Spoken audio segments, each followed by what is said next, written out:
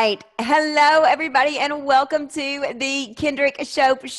It is Boss Lady Monday up in here, and we have the fabulous Katrina McGee joining us from a remote location. Katrina hopped on and said, I am on a crazy road trip. So we're going to dive all into that for you. But Katrina, welcome to the show. Thanks, Kendrick. I'm super excited to be here. It is my pleasure to have you. So Katrina, you're this is a word I probably hardly ever use, but I'm getting ready to use it. You're one of your superpowers. What you get paid to do is to help people figure out if they need to take a career break, and we're going to talk about what that is. And also, if I understand it correctly, to find their purpose, that thing that lights them up, that they feel like they were just sort of chosen to do. Am I articulating that correctly? Yeah, so I especially really love working with people that know it's an unconventional path for them. So they might not know exactly what their purpose is yet, but they're really sure that it's not the typical grinding 9 to 5 thing. And so they want to go on the journey to find it. Okay, fantastic. So one of the little teasers that we did for this was Katrina's going to help me figure out if I need to take a career break. So tell everybody listening, what is a career break? Yeah, they're amazing, first of all. Second of all, they are basically a voluntary sort of break from your career. So it's anytime you're taking a break with the intention to just focus on you. So sabbatical is another term that a lot of people use, but technically they're slightly different because a sabbatical means you're planning to return to your old job. So usually you take a sabbatical through your company and they agree to give you a leave of absence. But with a career break, you've decided enough is enough and you want big change. And so you are basically stepping off of the hamster wheel, exiting the rat race and taking a really intentional break. It can be any amount of time to do the things that you really want to do. Okay, so how do you know if you need a career break? Like, do I need a career break? How do I know? Right. So Kendrick, you might not need one because you Okay. seem to really love what you do and you have so much energy and passion for it. That's amazing. If there ever comes a time though where you feel like you're burning out, that is a key sign. I think for a lot of people, especially people that are stuck, in a 9 to 5 and they're like, what I'm doing is not my thing, but I have no idea what my thing is and I'm scared. It feels safe here and like crazy out there. Feeling burned out, going into work every single day and having this like knowing feeling that whatever it is you were meant to do is not this. You might not know what it is, but you know it's not this. That's another great sign. And a really big sign I see with a lot of people and that I had myself is when you hate Mondays. Like not just like the grind of Monday, but when you wake up, even when you go to bed on Sunday and you're like, I would rather cut off a finger than go into the office tomorrow. If that's happening to you repeatedly, that's a huge sign that something in your life needs to change. And I think the break is an amazing option for people that really feel either lost or burned out because it's this time that's all about you. It's all about what you most want to do. And it's all about recharging and like having adventures if that's your thing. But it's truly just about giving you exactly what you need and not worrying about all of this other stuff on the periphery. So I'm gonna play devil's advocate a little bit because immediately what comes up for me is the same thing that came up for me when I quit my corporate job, which was, yeah, that all sounds great, but we got bills to pay. You are a mom. It is irresponsible to walk away from this job. It is irresponsible to walk away from insurance. Have you lost your mind? Forget what everybody else will think. Like that comes later, that fear. But the first fear is, how do we pay the bills? So talk me through it. Yeah. And to that, I just want to say, I had some of that myself. My clients suffer with that. I feel like it's irresponsible to have a life and to feel like you're wasting it. That's number one. Like, so just everybody out there, just remember that. Like, your life is a blessing. And if you feel like you're wasting it deep inside, like that's the most irresponsible thing you could be doing because you have so much more control. But when it comes to money, I'm a huge advocate of making your money work for you. Like you have to have a plan, right? For a lot of us that are like, what the heck am I doing? I have responsibilities. Yeah, have a plan. Figure out your plan B and your plan C so that you can do the things you want to do. I mean, I had some of those excuses, right? The first time I took a career break, it ended up being a 20-month career break. I had $1,500 in my bank account when I realized more than anything, what I want to do is leave this job and go travel around the world. And I did the math and it was going to be like $38,000. That's a big difference, right? It's a big difference. Yeah. Big difference. 1,500, 38,000. So I had to change the way that I saw money, the way that I interacted with money, the way I was obviously spending money to figure out how to save that money. And I did it. And I did it in 18 months. And it was like really coming up with that plan for knowing my number, knowing what I'm trying to do with my money, and then figuring out how to align the way that I'm making choices and the things I'm doing so that I'm always leading back to this big goal. And really, you know, the money can totally freak you out, but you have time. You don't have to quit your job tomorrow. You don't have to take the break tomorrow, but it's time to start putting a plan in action. It's one of those things too, I think, or it sounds like that in sales, we talk often, lots of times about have a quota. You know, people are like, I want to have the best launch I ever had. Great. What does that mean? Is that 2 people? Because 2 people could be the best. No, I want to have 500 people. Okay. Well, there's a big difference there. So it's getting really specific. And I didn't realize how important this was with money for a long time, but it's getting really specific about any number, right? And being super intentional about it. That's a huge mistake I made too when I quit my job was I got all, and I wonder if you see this, but I got all fired up, all passionate about this is what I'm going to do. This is what I'm meant to do. You know, I have to do it. I can't do this other thing for one more day, but I quit without a great plan or without like running the numbers. And my husband kept saying, we need to run the numbers. I was like, the numbers will take care of themselves. The numbers don't necessarily take care of themselves all the time. Like it is really like, I'm all for passion, but you got to have a plan, right? Yeah. And you know, Kendrick, what you did, like some people do, they just wait they wait too long until it's like, I have to rip this Band-Aid off and just go. And there's nothing wrong with that. It's just that the ride to get to the smooth part is going to be bumpier. Like you're going to have the bumpy part to get to the smooth part. Yeah. You haven't completely messed up your life. You haven't, gone irretrievably down this terrible path.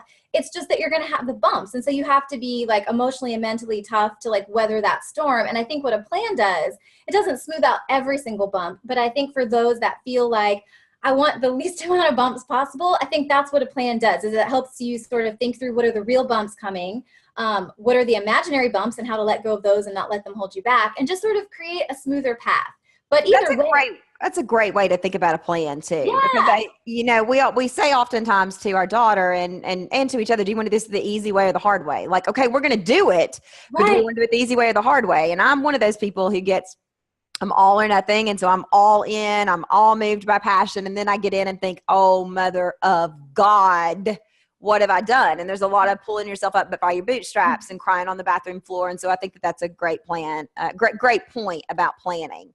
So talk to me about, this is a thing that I'm a little bit more distant from, I guess, now than I used to be. But you read statistics about people and their jobs, and I don't remember exactly. I'm probably going to misquote this, but one of the more recent statistics that I read says something like 60% of people, maybe it's higher than that, are miserable in their jobs. They hate their jobs. And I always think, is it any wonder that we have so many other issues outside of work? Just if you're spending 8 hours, 9 hours, 10 hours a day doing something that makes you miserable, you're going to be miserable. But in reality, is it possible, if 60% is the right number, is it possible for 60% of people to say, okay, great, I'm going to take a career break, I'm going to figure this out? Is that really possible? Yeah. So is it possible? I believe that it's possible. Is it the best thing to happen for everyone? No, like it's not for everyone. And I think like some people just really love working and they have so much to give, and maybe they want to create something, and maybe they already know, like maybe they're practicing their instrument and doing like their band stuff on the weekend. They want to move into doing, right? They don't need a break to go find themselves or to heal. They just need to leave the thing that's not serving them and go do the job that they really want to do. So I don't think a break is for everyone. I just think a lot of people know that they need one, like deep inside, but it feels crazy. And so they don't really allow themselves to go there. But for that 60%, like some of those people actually know what they want to do, or they're okay with moving on to do something else. It's just the leaving part that's hard, but they don't necessarily like need the break. So what is one of the things that, let's say that I've taken the leap, right? Let's say I've left the rat race. I have no idea what I want to do, but I know that it can't be this, whatever this is any longer. What is one of the first things that you advise people to do as they are trying to figure out, what is it that I'm meant to do? What's going to light me up? What is it that is going to make me excited to get out of bed on Monday morning rather than want to cut my finger off? I love that. Yeah. So that's a great question, Kendrick. So here's like one of the first things I make pretty much everybody do. Get clear on how you want to feel, how you want to be in the world. I think so many times we get fixated on the things, right? Like, I'm going to get married. I'm going to have kids. I'm going to get a nice house. I'm going to get a nice car. I'm going to get a job. I'm going to be promoted. I'm going to have the title of a manager. There are all these like really tangible, random things that we've decided when we get those things, then we can be happy. Yep. Feel free. Then life can have meaning. Then I can relax. Then that's not life. Life doesn't wait for you to like line up all of these ducks in a row and then boom, everything is perfect. Like, you have the ability inside of you to be happy all the time, even though it sometimes does not feel like it.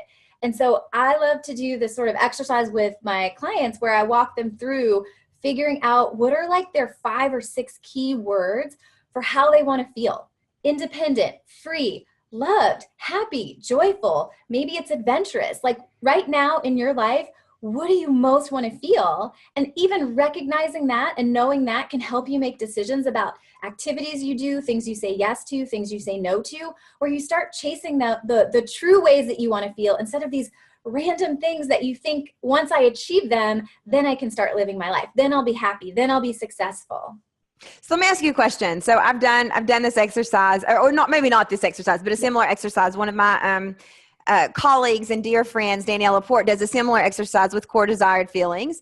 And it may not be exactly the same thing, but this is where I get hung up. I'm like, I want to feel all the things. Like there's like, you know, all these, yes, I want that. I want that. I want that. No, I don't want that. No, I don't want that. Oh, gotta have that. And then my list of 4 or 5 or 6 goes like, I give up. I give up because I'm like, and then I do this really ADD thing where I start looking at the definition of words. So like, let's say that I want to feel intentional. That would not be one of mine probably, but let's say that I want to feel intentional and I look up the word intentional and then I've spent 20 minutes wrapped up on the semantics and I'm like, oh my God, if I do this for every word, I'm going to feel miserable. And that is not how I want to feel. Yeah. So is there some like, help me. Yeah. So Kendrick, that's a great point. And so the way that I make my clients get into it is they don't know that they're doing this exercise. So I think a lot of times if you know what you're doing, you're just going to jump to all these things you logically think you want to feel. But I'm kind of cheating now because I'm spilling the beans. But essentially with this exercise, they start with all of the things they've ever wanted to do or try. Like maybe you wanted to be a bartender. Maybe you wanted to be an SNL cast member. Like, you're getting basically all of your wishes granted. Skill and ability are not an issue, but if you could be good at anything, what are all the things you would want to do? And then I have them turn those into, which they don't realize ahead of time, they make the list, then they have to turn those into ways of being. So when you are a bartender, how do you feel? I feel social. I feel entertaining. I feel like I'm helping people. And then they come up with this like crazy jumble of words and we narrow it down based on like when they read this word, it's like a hell yes, like, oh my God, I so want to feel adventurous, right? And it's like helpful, okay, but like adventurous, right? Or social. And so they kind of like narrow it in on their own. And I find that sometimes doing it in a way where they don't know what they're doing kind of eliminates what you're talking about, where they're overthinking everything. Okay. It's funny that you use the word overthinking because Hank and Steve from To Market tell me all the time, Hank, specifically, you're overthinking. And I'm like, well, how do I not do that? He's like, I don't know, figure it out. I'm like, that is not helpful. You're like, that is so not helpful. Yeah, it's like you're thinking too much. I'm like, okay, I get it. I'm an overthinker. Help me. Okay, so can we do a little bit of this here? Can we do a little bit? Yeah, sure. Let's do it. Okay, so the question is, ask me the initial question again. Yeah, the genie's going to come and grant you an infinite number of wishes. Yeah. You're going to be good at whatever it is you decide to do, but he's going to grant you any wish. What would you love to be? What are some things you would love to be or to do? Oh, I can answer this easily. Okay. I want to be on TV or in movies all the time. Okay. I love it. Give me 2 more.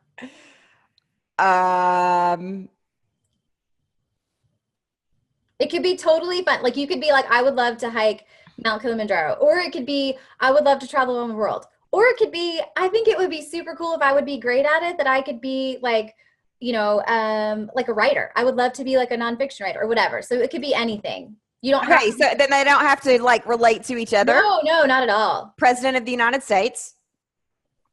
Random, right? I know.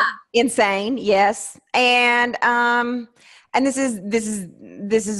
okay. So see, I'm trying to justify. I'm Yeah, overthinking. you are. Just And a fantastic mom. A mom that raises a healthy, well-adjusted, wonderful child with a wonderful relationship.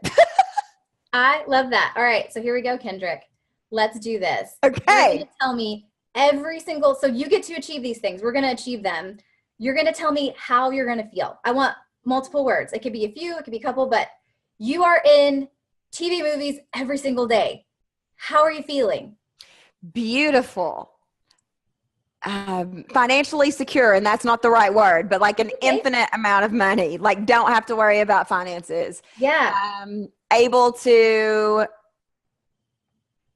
do anything I want. Able to in demand. Let's see. Important. Ooh, I'm getting to the root of maybe some psychotic things here. Important. Powerful. Matter. Happy. I love it. Okay. Yep. Yeah, that's great. President of the United States. You were just voted President of the United States. How are you feeling? Like I want to vomit. And then aside from that, like I'm going to make a difference. Powerful is not the right word there, but like I've accepted a calling. I'm going to make a difference. Yeah. Going to be able to help the little person, whatever that means. Yeah. Beautiful. There's a theme there. Those are good. Let's do fantastic mom. So your kid is 21 years old, makes it into adulthood, looks back, calls you and says, Mom, I just want you to know you've been a fantastic mom. You are officially a fantastic mom. How does that feel? Beautiful, warm, loving, pride, connected, happy. Yeah, that's amazing. So Kendrick, you have amazing words on here. Some of them, as you can see, have come up, even though these are different things, have come up multiple times. So then it would be like, I would read these words to you, which I'll read them to you now. And you're going to tell me if like 2 or 3 of them, or even 4, like make you excited. Like when you say it, you're like, yes. Okay. Kendrick feeling beautiful. Yes. Feeling abundant. Feeling like empowered, like she could do anything. Feeling important. Feeling powerful. Feeling like she matters and has an impact. Feeling like, beautiful, empowered. I love it. Empowered. Feeling connected. Connected. Beautiful, empowered, connected. So see, Kendrick, there you go. Like that is so cool. 3 words. And so these words can always change. You can always do the exercise. Like these would be Kendrick's words. And so you would write them down on a Post-it and stick them somewhere like on your bathroom mirror or on your laptop. Totally doing this. Yeah, where you see them every day. And it just reminds you like, yeah, I want to feel these things. And you'll start to notice when you do, which is awesome because you can do more of those things. And then when it comes to making choices, like in your business, if there's an opportunity that comes up, or if somebody just asks you to do something fun, you'll be like, holy crap, this is going to really make me feel connected. And so it really just helps you like go in the direction of what your soul is craving. I love this. Thank you so much. Like, I hope that y'all did some of this with us, but I'm going to write it down. I love it. Thank you. Beautiful, empowered, and connected. Makes so much sense. Really, really cool. Yeah. So, okay. So, I don't want you to give away all the secrets because I know that's like, I want you to coach everything for free. But once you get to those desired feelings, then you know what, without giving everything away, because obviously you are brilliant at what you do and you get paid to do this, but how do you go from like, let's say, okay, great, I've got these feelings, right? Beautiful, empowered, connected, but how does that transition into finding a career that you love? Right. So here's the hard part. Is that there's no simple X plus Y equals Z formula. Everybody comes to it on their own. And I think that's something that we all struggle with, is that fear of like, what if I don't find it? But you were put here for a reason. You have gifts. When you were little and it didn't matter what you did for a living, there were things you did for fun, right? It's in you. It's in you. So just know, like everybody listening, just know that it's in you. But that said, like you have to start immersing yourself in things that are fun. So it's not this immediate connection where it's like, well, I know I want to feel these 3 things. So I'm going to logically think through every job I could do based on my skills and experience and come up with like 3 new job opportunities. Like that would be great. That would be super formulaic and we would get there really fast. But one thing that pretty much all of my clients have had to do is go seek things that light them up. So one of my clients was way into motorcycles, even though he like didn't really want to be. He was like, I really find them fascinating. We made him go to a motorcycle meetup and like hang out with motorcycle people. And it isn't that the thing is that he's going to become like a professional motorcycler. Like that's not it at all.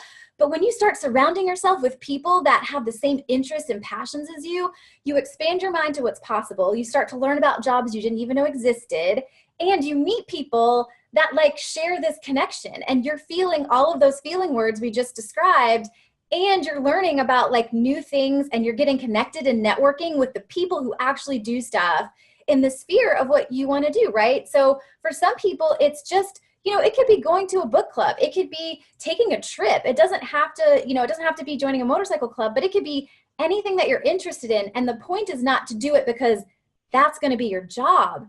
It's because like when you start putting yourself in that place, magic starts to happen. You start to meet people. Maybe they actually are in motorcycle club, but they have an MBA too, and they have this crazy life and this crazy job, and they connect. I mean, it's just like magic in the universe sort of unfolds for you, but it's really about putting yourself in a place where you're feeling lit up, where you're your best self, where you're excited, where you're engaged, and seeing what comes from that. And I mean, we do activities and exercises to make sure, they're moving forward and that there's some structure to it. But that's usually one of the follow-up things we do is like going out and starting to like bring more of that awesome into your life. So one of the things that I think is fantastic about this is it's a really unique approach. So what I mean by that is I would be one of those people who's like, okay, let's look at all the jobs where I'm going to feel empowered, connected, and beautiful. Yeah. And I would overthink it, and I would hire a career coach, and I would say, help me find all the jobs, all the things. And I would never, ever think to go and seek out activities and also I would have made the connection. Well, if she has me go to the motorcycle gang, then I guess she thinks I need to join a motorcycle gang. And that's not exactly what I meant. I mean, unless Jax Teller is there from Sons of Anarchy and then sign me up. Did you watch Sons of Anarchy? I know who you're talking about. I didn't watch it. Yeah, agreed. Oh my God. But that's another story. So, Teller Tuesday, baby. But anyway, I digress. So, but I would already be trying to make it, well, she thinks I need to go like do this and do this and do this. And yeah, there's a book I'm reading right now and it says you have to be coachable. And if you're not coachable, then it doesn't matter if you hire, the worst coach or the best coach, you're going to get Jack. Yeah. And I think that what you're exhibiting here, what you're telling us is you have to be coachable. If we say, go do this, go do it. It may be scary. It may be whatever. You never have to quit your job and go right off with Jax Teller unless you want to, right? You're still in control, but we're looking to have some new experiences. And I love that. That is 100% true. And I say this being from a place where I'm an overthinker as well. And I want, the path. And I think a lot of people that at some point end up in a more traditional job, like that's the benefit, right? Is you feel like you understand this, I'm like doing these things and I feel safe because I feel like I know what's going to happen. And we're always trying to think 10 leaps down the road, like 10 steps down the road. And it's like, nope. We're going to get in tune with like what's going on in here. Because for a long time we've hit the mute button and it's time to like unmute it. Yeah, that makes sense. I remember when I met a powerhouse woman in the online industry. Her name is Tanya Lee. Are you familiar with her? I'm not, no.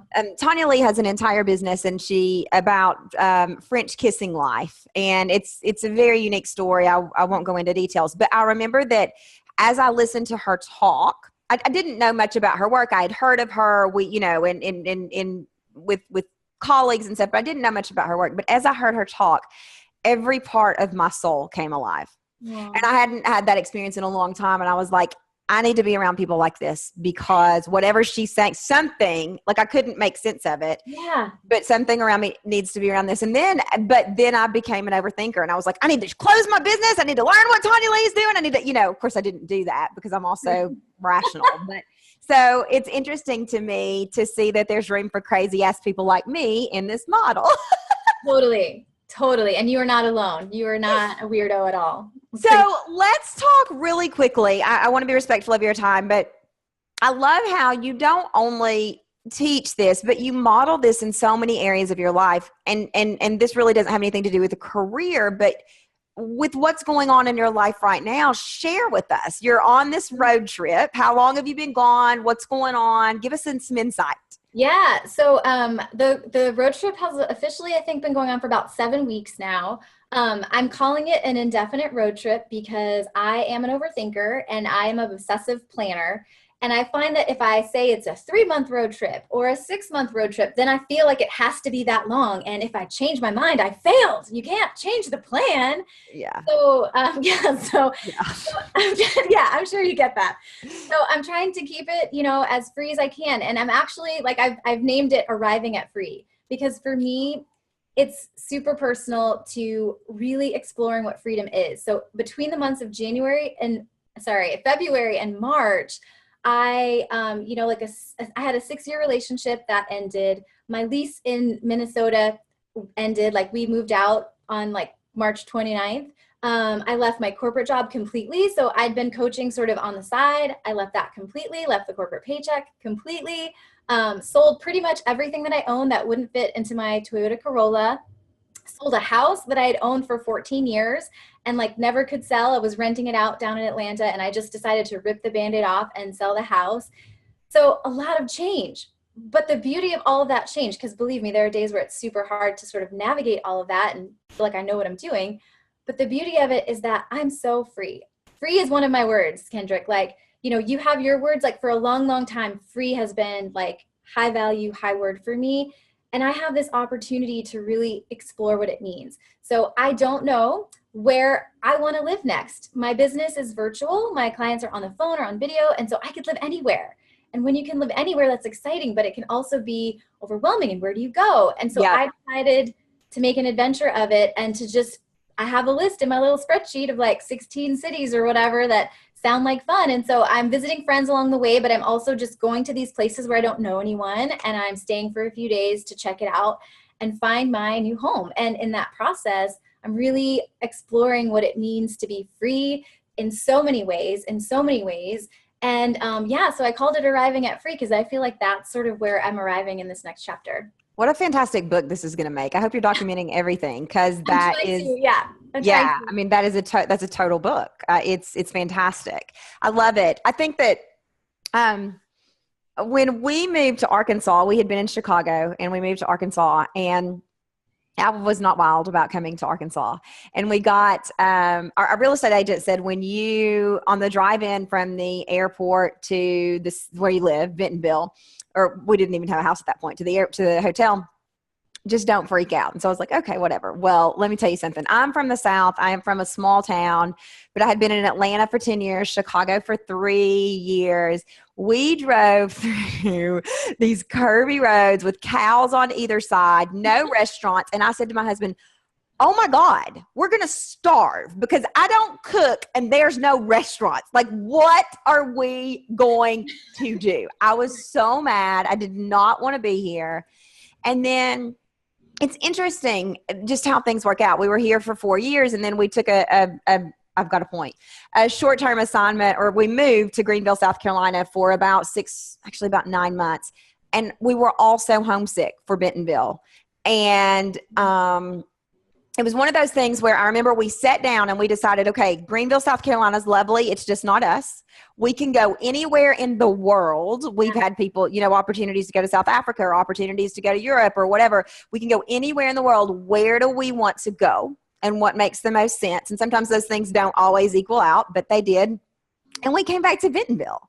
Wow. And it cost a lot of money and, it didn't make sense on paper. And I can tell you it's absolutely one of the best decisions we have ever made as a family. That's awesome. And so that's kind of my experience. We didn't jump around and go, from place to place, but I was so thankful for that time in Greenville because that was hard and we were unhappy, but everything became clear there, It was, so I admire what you're doing. I think that when I think back to when I was much younger, I just sort of followed the path, You know, you go to college, you get a degree, you get a job, you might move to the city because there's some more opportunity there. You hang out with people who have the same kind of job as you get married, you know it. And I'm not even sure I realized that there's this great big world out there where you get to make choices. Right? Ditto. You're telling my story. And I mean, I'm 38. Like, it wasn't that I was hip to this when I was 23. It took me a lot of living to get to that place where it was like, there has to be more than this. And then you realize like you do have a choice, and it's kind of scary. And you're like, crap, that's a lot of responsibility, but it's also kind of amazing. It is. It is. And I hope so much that the next generation of people realize much earlier than you and I both did. Yeah. I mean, it's worked out for us. I don't mean that at all, but you know, and I guess clarity comes through taking action. But I think, gosh, if Hallianna, that's my daughter, graduates from whatever and says, you know, I want to just explore and try to figure it out, I hope that I'm the type of parent, and I hope I'll be the type of parent who says, you go, girl, you know, take that road trip, do this, do that. So your story is so empowering. The work you do is so unique. It's the spin on how you do it is what made it really enticing for me, which we kind of role modeled here, because you know, you could Google career coaching, career strategists, and there are lots of fabulous people out there, but you live what you preach, and then the spin and kind of what you modeled here with desired feelings and how you want to feel is so unique. So thank you for being willing to play and to share. Yeah, it was great. And I mean, I'm so passionate about this stuff. I just feel like, to your point, I hope it helps more people, because it's like breaking free and living that life. You know what I mean? Making the most of the time that you do have here. So thank you for the opportunity. It was really good. Absolutely. We will put the link to your website in the comments, as well as in anything that we send out about this. But people can find you by going to, just make sure this is right, KMCG, wait. KMCG. Oh, K McGee. Hello. I'm sorry. Coaching.com. Right. I'm like, wait, this is her name, but what am I doing wrong? So KMcGeeCoaching.com. That's K as in kite, M as in Mary, C as in Charlie, G as in green, H as in happy, double E as in elephant, coaching.com. Is that right? That is right. Okay, fantastic. Thank you for being here. Where are you off to next? Yeah, so today I'm actually leaving in a few minutes, and I'll be heading up to Bend, Oregon, which I've never been to. And for those of you that are wondering like where I'm going to be at, you can totally keep up with me on my newsletter too. So that's sort of like, I'm on this trip, and a lot of people want to know, and I've learned a lot of things, and I've had a lot of thoughts. So for anybody that's like, man, I wish I could go with you, you can virtually if you sign up for my newsletter. I love it. But yeah, so that's kind of what I'm up to. Well, if you ever get to Arkansas, let me know. I for sure will, Kendrick. Count on that. All right. Look, I believe in you. I believe in your business, and I believe in your ability to break free and do anything that you want. You can do this. Make it a great week.